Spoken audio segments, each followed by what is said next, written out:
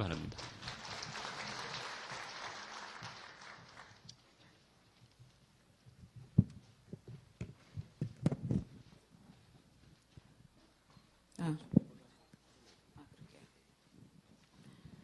네, 지역공동체 자력기반 맞춤형 근린재생이라고 하는 다소 생소한 단어들이 조합된 이 말이 오늘날에 그렇게 생소하지 않는 우리 사회의 주제로 등장하게 되었다는 것 자체가 저희 R&D 연구의 전 성과라고 생각을 합니다. 오늘 이 시간에는 그거보다는 조금 더 구체적으로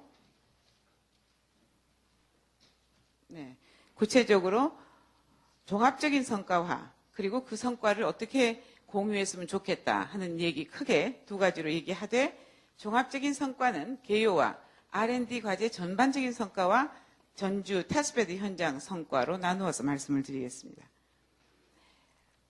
저희 그 테스트베드를 보유한 R&D 과제의 구조는 우리가 앞으로 도시재생을 위해서 어떤 기술이 필요한가 하는 기술과 기법들을 개발을 하되, 이것을 도출하고 발굴하고 초기 개발해서 현장에서 다양한 실험을 거쳐서 보다 성숙하게 개발함으로써 누구나 함께 쓸 수 있는 상용화 기술로 만들고자 하는 것이 한 축이고, 그 다음에 특정한 어떤 현장에서 어떻게 문제를 바라보고 종합적인 재생 계획을 세우고 그것을 실질적으로 실행해 나갈 수 있는가라고 하는 계획하고 실행하는 기술을 개발하는 것이라고 할 수 있습니다. 그리고 좀 더 구체적인 목표로는 우리가 제도를 만들고 발전시키는 백서를 만들고, 또 이것을 실행하는, 이것을 실행하는 각종 매뉴얼들을 만들고, 그리고 이제 제한된 국가 예산으로 왜 이런 세태 지역에 우리가 예산을 투자해야 하는가에 대한 사회적 공감대를 형성하게 하는 현장 정보 콘텐츠를 만드는 거라고 할 수 있습니다. 이것이 지향하는 바는, 이건 국토부 원래 과제였기 때문에 물리적 재생을 위주로 하되, 단지 그것이 만들어질 때는 이후에 사회적, 문화적, 환경적, 경제적 재생까지를 일으킬 수 있는 터전으로서 물리적 환경을 만들 수 있는 것인가를 지향하는 것이었고, 또 성과 지표상의 목표는 공공적, 기술적, 학술적, 경제적 등등 성과들이 수없이 많습니다만, 이 모든 종합적인 성과는 앞에 그 부지에 가시면 근린재생 R&D 종합성과집 700면이 되는 것에서 볼 수가 있고, 이것들을 구체적으로 찾아가는 또 종합성과 가이드라는 것이 또 만들어져 있습니다. 그것을 보시면 될 것입니다. 근데 이제 이 중에서 몇 가지 중요한 사항 오늘 공유하려고 하는 것은, 우리가 어떤 학문이 발전하려면, 전문 분야가 발전하려면 지식 기반이 만들어져야 되고, 지식 기반의 발전은 무엇보다도 어떠한 개념을 도출하는 것에서부터 시작이 됩니다. 그래서 그런 몇 가지 개념을 얘기를 할 텐데, 우리가 국토를 진단한다는 것은 우리가 어디를 아파서 모든 부서에 한꺼번에 각각마다 가는 것이 아니라 종합검진을 하듯이 있는 그대로를, 복잡하게 얽힌 그대로를 진단하고 또 이것에 적절한 종합적인 처방을 내리는 작업이라고 할 수 있다는 것입니다. 그리고 이제 어떻게 지원하냐 하는 것은 펌프와 마중물에서 비교할 수가 있는데, 우리는 지하에 있는 깊은 물을 끌어들이기 위해서 마중물을 부어서 펌프에 물을 올리듯이, 사실은 외국의 경우에는 인구 3만에 쇠퇴된 지역을 재생하는데 몇십조 원이 투자가 됩니다. 이런 막대한 비용을 감안하고 우리나라의 쇠퇴 지역이 크고 작게 수천 개가 된다고 하면 우리나라는 쇠퇴를 할 가능성이 없다는 거죠. 그럼 해결할 수 있는 답은 무엇이냐라고 하면, 지역에 있는 지하수, 지역의 자원을 충분히 끌어내려서 그것이 역량을 키워서 올라올 수 있게 검증하고, 그 검증이 되는 곳에 국가가 지원을 해줄 수밖에 없다는 구조로 가는 것이죠. 그리고 쇠퇴를 보는 눈은 우리가 마치 한지의 먹물과 같다라고 생각을 하셔야 된다는 겁니다. 우리가 보고 싶은 대로 쇠퇴라는 것은 행정 단위의 구역별로 일어나는 것이 절대로 아니라는 겁니다. 전주만 하더라도 이 쇠퇴 지역은 5개의 동이 이렇게 행정 단위가 모여있기 때문에 지금 현재 우리나라에서 나와 있는 통계제 자료를 이용해서는 결코 쇠퇴 지역의 특성을 파악할 수가 없다는 것입니다. 그리고 또 한 일례로, 이 지역은 아마 쇠퇴 지역은 대개 저출산 초고령 사회, 지금 현재 초고령 사회로 입각하고 있는데도 불구하고 복지라고 하는 문명의 혜택을 거의 받지 못하는 지역입니다. 그런데도 시에서 복지 시설의 수가 많기 때문에 이미 우리는 복지 포화 상태다. 하나도 해줄 수가 없다는 것이죠. 또 하나는 이렇게 어떤 지원을 할 때 어느 영역이나 어느 조직이나 단위로 이렇게 지원을 해주게 될 때는 반드시 그 인근 지역하고는 갈등이 일어난다는 것입니다. 그렇다고 하면 우리는 이제 경계선이라고 하는 것을 앞으로는 이제 절대적으로 다시 생각해야 한다는 것을 보여주죠. 그리고 이제 지역을 고치는 것은 무엇이냐? 지역을 고치는 도구는 무엇이냐? 세계은행은 아무리 낙후지역에 돈을 쏟아 부어줘봐도 결국은 제일 중요한 것은 지역 공동체가 문제 해결의 도구이더라. 라는 데 인식을 전 세계가 얘기를 해서 전 세계가 공감을 하고 있습니다. 그 얘기는 뭐냐면 어떻게 하면 지역 공동체라는 도구를 점점 더 정교하게 잘 길러서 이러한 도구들이 잘 담아질 수 있는 어떤 지역 공동체 도시적인 거점 시설이 바로 이 도구이죠. 잘 길러서 지역의 문제를 스스로 해결할 수 있게 하겠냐고 하는 것이고, 이러한 도구를 담는 것이 국토부 고유 재산의 도시적인 거점 시설이라는 것입니다. 이것이 함께 주민과 만들어진다면 더없이 좋은 도구와 도구 상자가 되겠죠. 그 다음에 주민의 활동을 바라보는 눈입니다. 우리가 흔히들 주민 무서워서 주민 전체 의견 듣는 거 굉장히 중요하다고 생각하죠. 피상적이건 어떻건. 그러나 사실 그에 못지않게 더 중요한 것은 이렇게 세포로서 살아 움직이는 크고 작은 주민들이라는 것이죠. 2명에서부터 10명, 수백 명에 이르기까지 굉장히 다양한 주민 조직들이 있는데 이것이 잘 자라나서 정말 아름다운 이런 포도, 송이처럼 맺어질 수 있도록 우리가 주민 조직을 보는 눈을 달리해야 할 필요가 있다는 것입니다. 그런다면 어떻게 다가갈 거냐 하는 것은 이제 적정 기술이라는 것인데, 우리가 다 사고가 다르고 언어가 다르고 할 때 말이 안 통하듯이 조금만 다 낮춰서 서로 소통을 하게 되면 문제가 해결되는 것이 많듯이 여기에 주민들을 접근하기에는 정말 대학 교재보다 만들기가 어렵죠. 그래서 이런 어떤 소통, 주민의 교육 도구라든지 그 다음에 현장에 있는 버려진 엔진 부품들을 이용해서 실제로 사용할 수 있는 분무기가 어떤 첨단 기구보다도 더 중요하고 와닿고, 그리고 이제 지역에 있는 재활용 뜬물들을 이용해서 EM 활성액을 만들고 이것을 지역사회 이웃과 지역을 정화하기 위해서 사용하게 한다든지, 그 다음에 제대로 된 지역시설을 이해하기 위해서 정말 전문가를 투입시켜서 과외를 시켜서 일정한 대화를 소통할 수 있게 끌어올려준다든지 이런 것들이 굉장히 중요하다는 겁니다. 그 다음에 네트워크는 마치 퐁퐁기구와 운동을 비교할 수 있는데, 우리가 이 네트워크가 촘촘하게 잘 돼 있을수록 어떤 외부의 지원이 있어졌을 때 굉장히 탄력성 있게 움직이듯이 지역사회의 네트워크를 잘 만들어 놓으면, 예를 들면 시민동호회, 예술가단체, 자원봉사단체 등등 이런 어떤 모든 조직들은 일을 수월하게 추진하는 데 탄력을 주는 협력망이 되더라라고 하는 것입니다. 이런 어떤 구조를 통해서 통해서 전주의 천사축제에서는 총 3년간 900여 개 네트워크를 만들어냈고 단 40여만 원으로, 보통 때는 수억이 드는 축제들을 40만 원으로 지역에서 무난히 또 수행할 수 있게 했던 사례가 있습니다.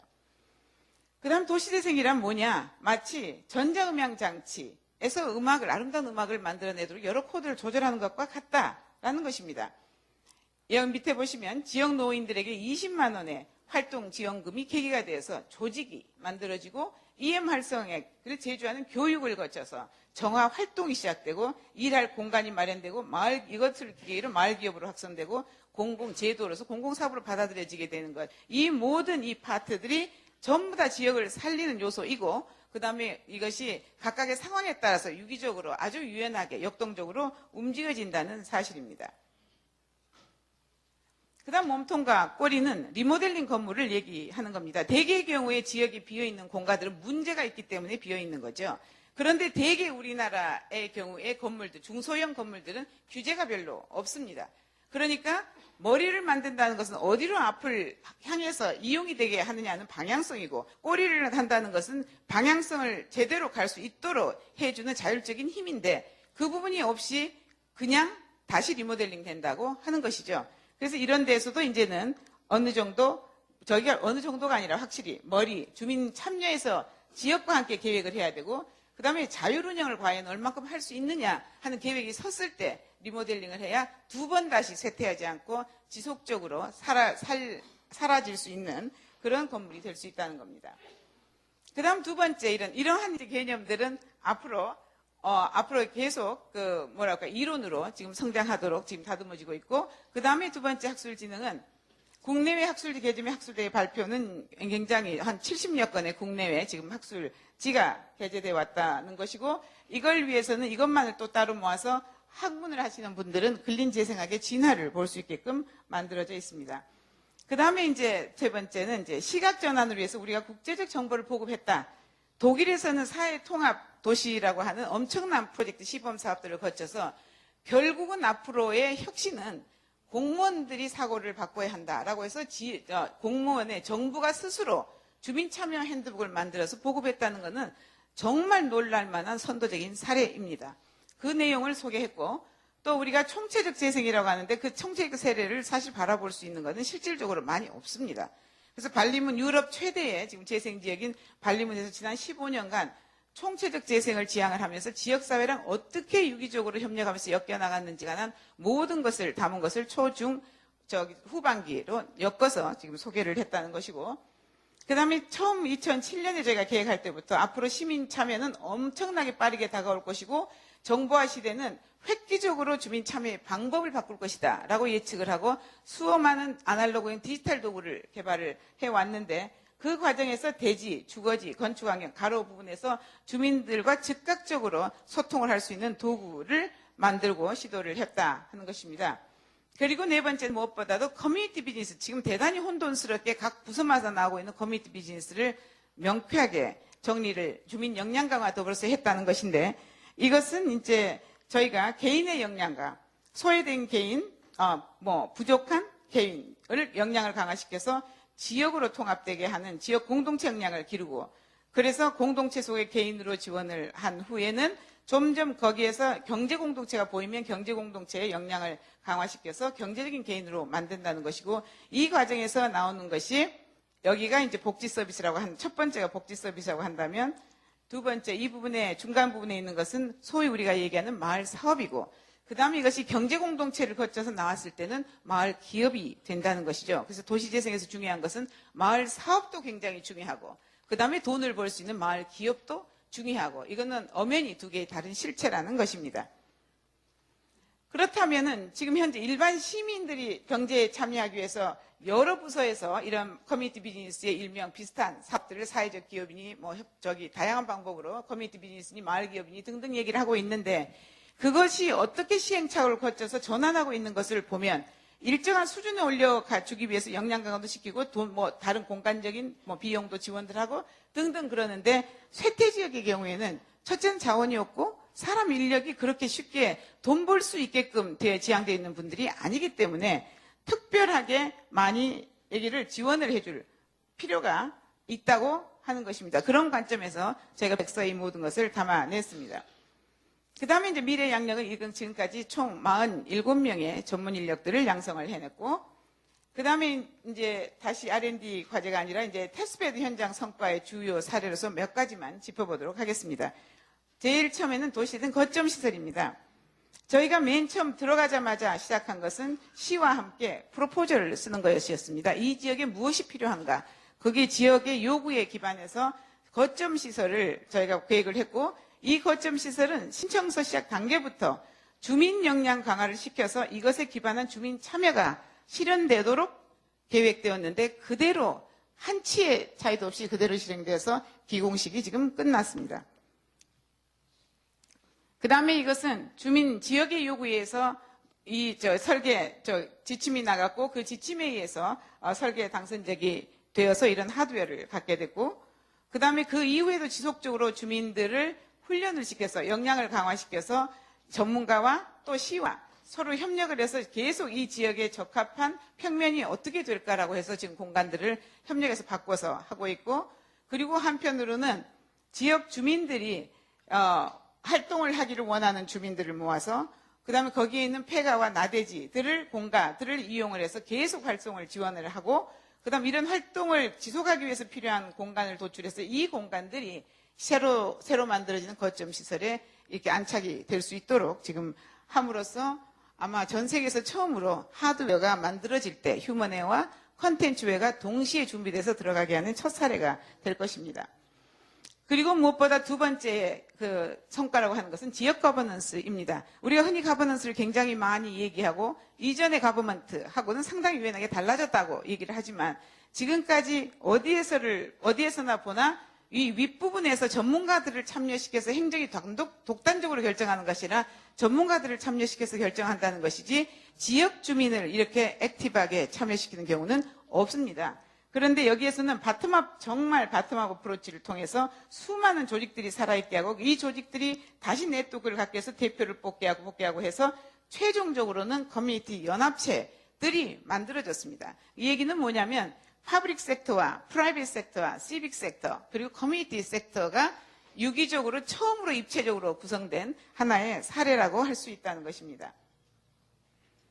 그리고는 이제 역량 강화의 밀집적인 하나의 그 장소 혹은 이 체제로서 지역 밀착형 주민학교를 만들어낸 것인데 이거는 대학에서 하는 도시대학이나 시민대학이나 이런 거랑은 근본적으로 다른 것입니다.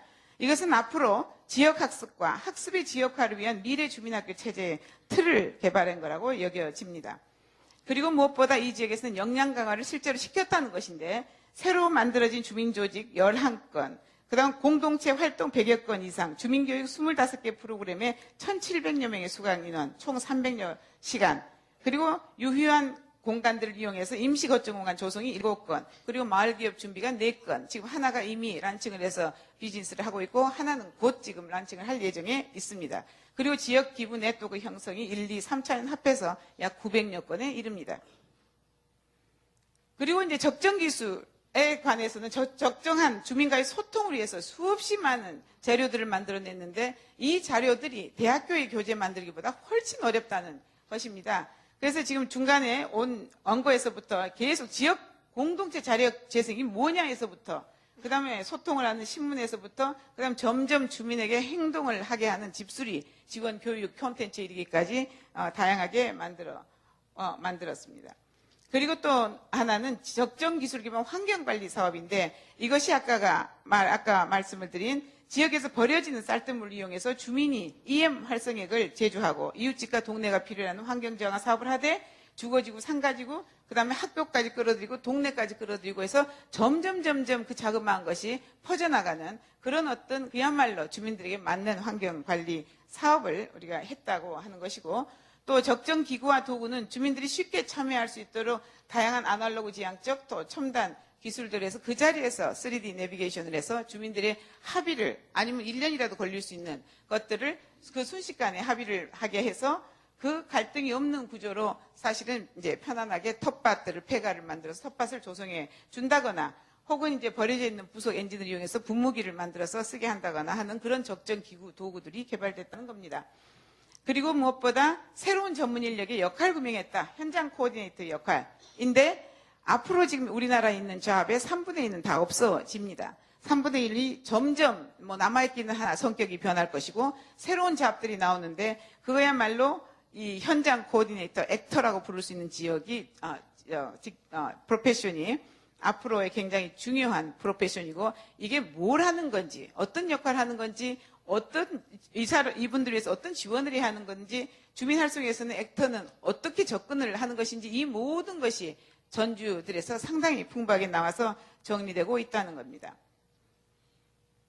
그리고 이제 전주의 변화를 추적한 것인데 TV 전역을 대상으로 한 9개의 사업에 대해서 비포 앤 애프터가 다 이렇게 기록이 돼 있고 또 주거지구에서 한 7개 총 사업이 어디서 벌어지고 있고 어떻게 변하고 있고 상가지구에서 하고 있는 8개의 사업도 마찬가지로 기록이 돼 있습니다. 그리고 무엇보다 전주에 우리가 테스트베드 지원센터를 만든 이후부터 지금까지 이루어졌던 모든 것들을 담은 700페이지의 운영 백서가 나왔고 또 이제 모니터링 평가 지표에 한 것뿐만 아니라 이 지역의 5개 환경들이 어떻게 변화하고 있는지, 집들은 어떻게 변화했는지, 폐가들은 어떻게 변화하고 있는지 이런 것들에 대한 것을 상세하게 지금까지 있었던 것을 기록을 다양한 각도로 모니터링을 하고 있다는 겁니다.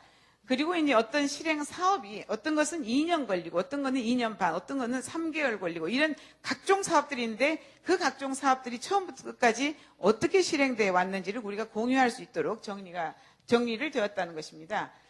그리고 마지막으로 마스터 플랜은 보통 하향식이죠. 위에서 종합적으로 개발해서 공급을 해주는 식이었는데 완전히 패러다임을 바꿔서 바텀업 접근에서 제안서 형태로 프레임워크 형태로 제안을 하고 있다는 것입니다. 무엇보다 가자마자 저희가 지역 자원과 지역의 요구와 지역 비전과 전문가 의견을 들어서 이런 어떤 이 지역에 필요한 총체적인 재생에 대한 마스터 플랜을 세웠고 그 얘기는 뭐냐고 하면 우리가 필요한 이 부분을 발견했다고 하는 것이죠. 그러고 그 다음에 그러면 여기에서 필요한 이 지역에서 필요한 주민 역량, 지역 역량을 기르는 것인데 개인적 역량을 기르고 공동체 역량, 경제적 역량을 기르어서 그 기반 위에서 필요한 각각의 노후주거 7개, 사태 7개, 전체 지역 9개 대상으로 한 사업들을 실질적으로 실행을 해봤고 그 다음에 그 실행을 통해서 지역 역량이 검증된 기반 위에서 새롭게 전반적인 이 지역의 총체적인 마스터 플랜이 한 700페이지 가량으로 보완돼서 나왔다고 하는 것입니다. 그리고 이 마스터 플랜에 여러 가지 사업들이 이제 효율적으로 실행이 될 수 있는 전략적인 사업 7개가 도출이 되었고, 그 다음에 이 도출된 사업들은 과연 정부 지원이 굉장히 많이 필요로 한 것, 정부가 지원하지 않으면 아예 시작도 할 수 없는 것, 지역이 참여하더라도, 혹은 이제 정부는 조금만 지원하면 되고 지역이 자력으로 할 수 있는 것, 이런 역량의 비중에 따라서 노퇴, 지금 현재 우리나라 정부 구조에서 각각 관심 있게 지원할 수 있는 그런 사업들로 이용해서 총 7가지의 사업을 저희가 제안을 하고 있습니다. 그래서 이제 그 사업이라고 하는 것은 지역의 역량을 끌어올려서 이 정도이면 공공이 지원을 해도 굉장히 효율적으로 상생할 수 있는 성공을 할 수 있겠다라고 하는 사업입니다. 그 중에서 하나만 소개를 드리면 우선 이 지역은 초고령 사회를 압도하고 있는지 우리나라가 앞으로 10년 후에는 어떻게 될까에 대한 모습을 저기서 먼저 볼 수 있다고 생각을 하시면 됩니다. 그 다음에 이제 중간에는 선미촌까지 있고 그래서 이런 어떤 지역에 어떻게 하면 제일 처음 저희가 뭘 해드리면 좋겠습니까? 라고 할 때 물을 때 주민들이 뭔 줄 아십니까? 어린애를 보고 싶다라고 하는 겁니다. 그럼 우리 어린아이가 전부 다 우리나라 전체가 저출산인데 이쪽에서 아이를 유기해서 이쪽으로 데려다 줄 수는 없는 거죠. 그렇다고 하면 인근에 지금 도시 재생에 성공한 사례인 한옥마을에 오는 550만 관광객을 혹은 끌어들이거나 아니면 어떻게 하면 상생할 수 있도록 인구를 유입시키는 게 굉장히 중요하죠. 그래서 지금 여기에 제안을 한 것이 노인들은 엄청 많고 어린이들은 적고 그다음 학교는 7개나 돼서 굉장히 많고 그렇다고 하면 어떻게 하면 나이가 어린 가족들, 정주인구 또 이동인구들을 끌어들일 수 있을 것인가 하는 전략으로 칠드런즈 뮤지엄 대개 세태지역에서 아주 성공을 하고 있는 사업 종목 중에 하나입니다. 어린이를 위한 보육 인프라로서의 어린이 창의 뮤지엄과 그 다음에 전 세계에서 처음으로 노인 뮤지엄, 앞으로 시니어 뮤지엄이라는 것을 두 축으로 해서 각각의 지금 TV 영역과 전주시 전라북도에서 얼마만큼의 사람들이 올 수 있는가를 사실은 저희가 실질적으로 어린이 경우도 조사하고 이게 유동인구와 실제 정주 이동해 올 수 있는 인구들이 많겠다 하는 어떤 확신 하에 패밀리 파크이라는 것을 제안을 하고 이것이 이제 이해하기가 어려우니까 그러면 어떤 것들이 있느냐? 어린이 박물관, 시니어 뮤지엄, 조각, 가족의 형상을 한 조각 예술품이 있는 공원, 운동시설, 송시물 생태관 이런 것들이 있는 것이다 라고 얘기하고 그렇다면 이것을 이 지역에 넣어본다고 하면 어떠한 특성을 가지는 요소들을 갖추게 되겠는가? 그리고 실제 이 모든 주민한테 어떤 혜택이 있겠는가를 거쳐서 가족공원이 활용되는 모습을 그려본다면 되게 이런 것이 될 것이다. 그런 다음에 왜 이 지역에서 이것을 할 수 있는 역량이 있다고 생각하는가에 대한 그 증명을 주민들이 이러이러한 활동을 했기 때문에 이런 가버넌스가 있고 이런 네트워크의 가능성이 있기 때문에 여기에서는 상생, 협력 파트너십으로 이런 사업을 일으킬 수 있다라는 식으로 지금 정리를 하고 있습니다. 그 다음에 마찬가지로 이제 마지막 그림들만 보면 재래시장은 돈을 수백억을 벌어도 다 실패했습니다. 그렇다고 하면 대형 건물로 들어오는 마켓에 사실 성공하려면 별 다른 전략이 되져야 되는 거죠. 그래서 내세연계 친환경 축제시장 조성 사업이 있고 또 도시농업, 어번파밍은 앞으로 굉장히 중요해집니다. 그래서 여기는 원래 또 저기 농부에 농사를 짓는 분들이 많았고 도시농업 산업, 그 다음에 자연 생태환경 지도 사업, 그리고 예술지도 조성 사업. 이미 지금 전주에는 굉장히 많은 그 거리들이 이미 이런 예술가들의 그 손길이 다가 있는 조그만 사업들이 꽤 있습니다. 그래서 이거를 잘 엮으면 굉장히 훌륭하게 이 마을 전체가 이렇게 될 수 있겠다. 그 다음에 무엇보다도 고령 친화 도시 조성 사업. 이거는 조금 있으면 이대로 그냥 하다면 한 개 마을이 그냥 우습게 다가올 수 있을 정도로 위험한 지역들이죠. 그래서 고령 친화 도시 사업, 그리고 이제 무엇보다도 이 지역의 젊은 인구를 끌어오기 위한 다문화 환경 조성 사업들로 제안을 하고 있습니다. 그래서 저희가 그럼 이 R&D 성과를 어떻게 공유하느냐? 지금까지 얘기한 모든 것은 사실은 부츠에도 있지만 전부 다 전주 근린재생 테스트베드 종합정보 시스템으로 엮어서 누구나 전국에 이것이 우리가 R&D가 끝난다 하더라도 누구나 들어가면은 구체적인 정보를 볼 수 있도록 저희가 시스템을 구축을 해왔습니다. 그래서 테스트베드에 관련된 사항들에 관한 것들이 있고 또 R&D에 관련된 사항들이 있고 또 특히 디지털 도구들은 그 자리에서 직접 시험을 해볼 수 있도록 되어 있습니다. 그 다음에 이제 저희 전주에서 해냈던 모든 성과를 정말 제대로 효율적으로 잘 소화를 하시려고 하면 테스트베드 고유성을 이해할 필요가 있습니다. 저희 그 전주에서는 원래부터 국토부와 진흥원과 사업단에서 강조해왔던 것은 뭐냐면 이 전주 테스트베드 지역, 이 지역을 굉장히 존중해라, 중시해라. 그 다음에 특별히 노후된 상가와 특별히 노후된 노후 주거지구를 또 중시하고, 그리고 인근하고 어떻게 연결시켜서 재생을 시킬 것인지를 생각해라. 그러니까 그런 것은 입장에서 그런 거를 이제 중시해서 저희는 전체 전주 TV 영역과 쇠퇴지구와 쇠퇴상가와 또 노후주거 3개의 영역권으로 각각 사업을 진행을 했고, 시에서는 이미 성공한 한옥마을 외에도 여기에 550만 인구를 일로 끌어들여와서 재생을 시키기 위한 노력을 하기 위해서 중간에 지역에 이런 다양한 사업들을 해왔다는 것입니다.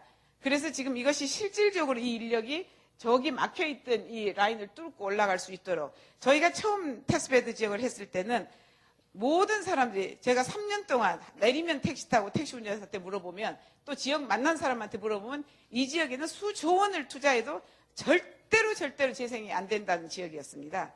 그런데 지금은 슬슬 살아나고 있는 것은 저는 기적이라고 생각을 합니다.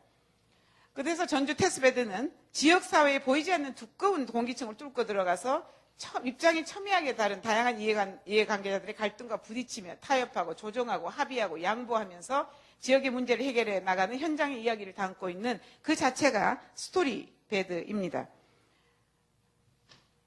그리고 이제 저희 센터가 해온 일은 이런 어떤 주민들을 스스로 활성화시킬 수 있는 능력을 열심히 키우고, 이게 밑에 내려와 있고 감히 위를 쳐다보지도 못하는 주민들에게 위를 볼 수 있게 하고 끌어오게 하는 행정과 함께 끌어오게 하는 역할, 그리고 올라와서 스스로 재생을 할 수 있게끔 하는 이런 역할을 해왔다고 할 수가 있고, 그리고 이제 이 실제 사업 실행을 하는 과정에서 주제에 관련된 수많은 전문가와 지역사회 분들이 같이 다 협력을 했는데, 그것은 이제 하나의 중심에 탁 떨어뜨렸을 뿐이고, 진짜 시범 사업이 이제는 여기 간다고 하면은 이 지금까지도 참여하지 않았던 수없이 많은 주민들과 전문가들을 끌어당길 수 있도록 하는 그런 어떤 기반을 구축했다고 생각을 합니다.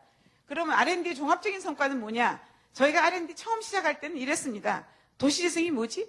거기에다가 주민 자력재생은 뭐지? 어마어마한 혼돈이었습니다. 아무도 그 단어도 모르고 연구단도 모르고 저희가 발견하면서 만들어가면서 해왔던 거죠. 이런 어떤 시작이었는데, 지금은 우리가 그러면 R&D를 통해서 뭘 했느냐라고 하면 지역 공동체 자력 기반 맞춤형 도시 재생을 볼 수 있는, 저희는 R&D 과정에서 안경을 만들었다고 생각을 합니다. 그래서 이런 안경을 이제 저희가 해왔던 노력을 우리 여러분이 함께 공유하신다고 한다고 하면, 지금 현재 종료 시점은 이렇게 뿌옇게 안 보이던 것을 이러한 어떤 경험을 통해서 다시 들여다 보니까 어디로 가야 하는지의 길도 보이고, 어디서 길을 건너야지, 사람들은 어떻게 움직이는지 이런 것들을 지금 볼 수 있게 해줬다고 하는 것입니다. 그래서 이 지난 7년 동안에 사실은 이런 앞에 미래를 내다보고 이런 과감한 프로젝트를 R&D를 시작하게 해주신 국토부, 또 진흥원, 그리고 이제 거대한 도시재생 사업단이라고 하는 배를 운전해 오신 사업단, 그리고 저희 근린재생에 지금까지 참여해왔던 연구진이 824명이더라고요. 저희 근린재생만.